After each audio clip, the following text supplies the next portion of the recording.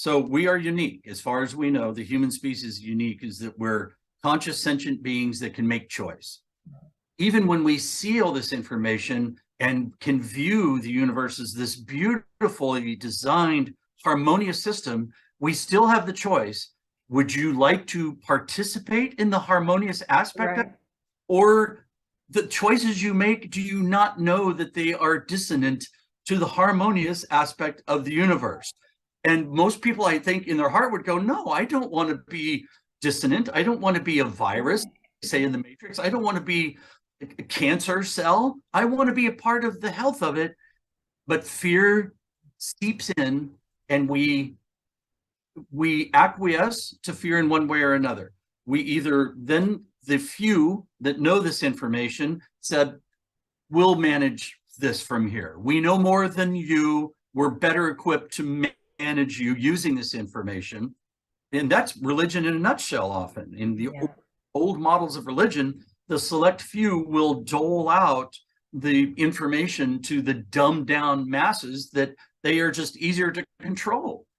I don't know where that model came from, but it seems like it also came from at the same time that the Sumerians were getting all this incredible information, inventions. They were also living in one of the first major models of the hierarchy of government of the few elite ruling the masses.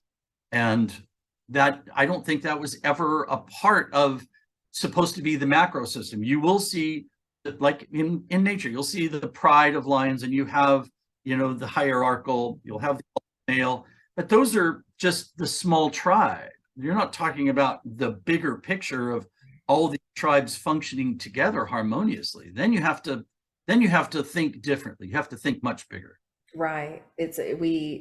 We ended up in a place where we forgot that the fundamental aspect of nature is cooperation. It's not competition. And it's right. and we bought into this idea that it is. And I'm just so excited that we're at this point in time, though. It's really difficult coming out of the Kali Yuga, the period of dark ages that we've been in, because of the level of distortion that has occurred. But oh my goodness, the opportunity we have right now to utilize these tools and this wisdom, that you've been able to download, and that has just exploded, across the world through other, research avenues. We have this incredible opportunity to activate within us, these latent abilities, this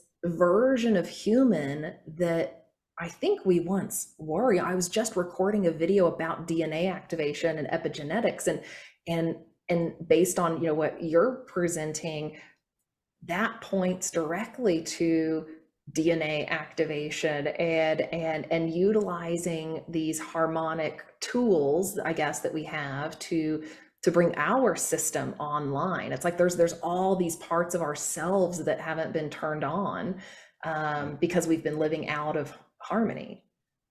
And to me, bringing it back to the book, as above, so below, the quantum teachings, that seems to be the message to me.